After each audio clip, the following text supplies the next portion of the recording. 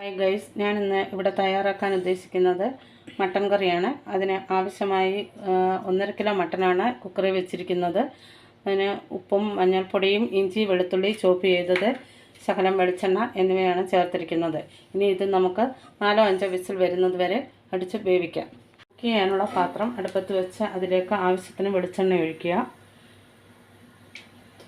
ചെയ്യാനുള്ള പാത്രം അടുപ്പത്ത് വെച്ച് അതിലേക്ക് വെളിച്ചെണ്ണ ഒഴിച്ച് കടുക് പൊട്ടുമ്പോൾ തേങ്ങാക്കൊത്തും ഇഞ്ചി വെളുത്തുള്ളി ചോപ്പ് ചെയ്തത്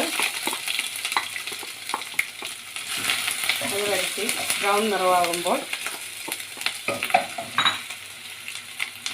സവോള അരിഞ്ഞത് 3 എണ്ണം, ചുവന്നുള്ളി 10 എണ്ണം, 4 പച്ചമുളക്, ആവശ്യത്തിന് കറിവേപ്പില എന്നിവ അരിഞ്ഞ് വെച്ചതും കൂടിയിട്ട് വരയ്ക്കുക. ഇതിലേക്ക് ആവശ്യത്തിന് ഉപ്പും മഞ്ഞളും ചേർക്കുക.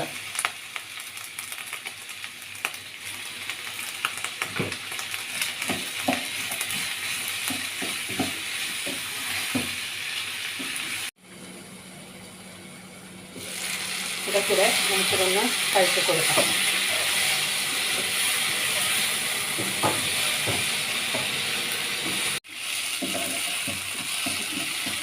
നല്ലതുപോലെ നമ്മുടെ ഉള്ളി ചുവന്ന് വന്നിട്ടുണ്ട്.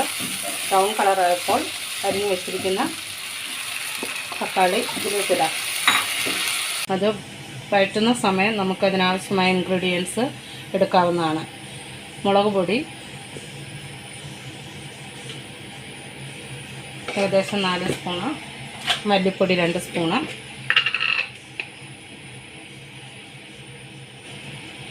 ഇത് അവരവരുടെ ഇഷ്ടത്തിന് എടുക്കാവുന്നതാണ്. മഞ്ഞൾപ്പൊടി 1/2 സ്പൂൺ, കുരുമുളക് പൊടി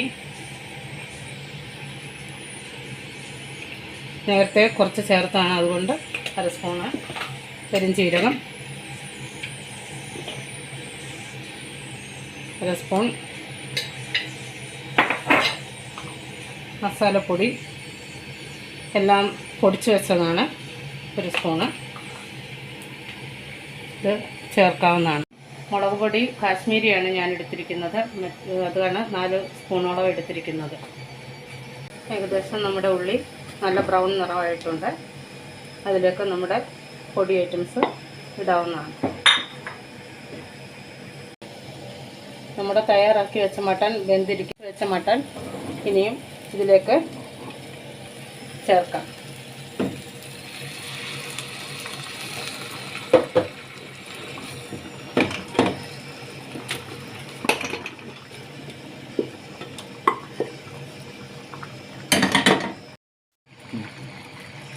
അങ്ങനെ നമ്മുടെ മട്ടൻ കറി തയ്യാറായിട്ടുണ്ട്. എല്ലാവരും വീഡിയോ സബ്സ്ക്രൈബ് ചെയ്യുമെന്ന് പ്രതീക്ഷിക്കുന്നു.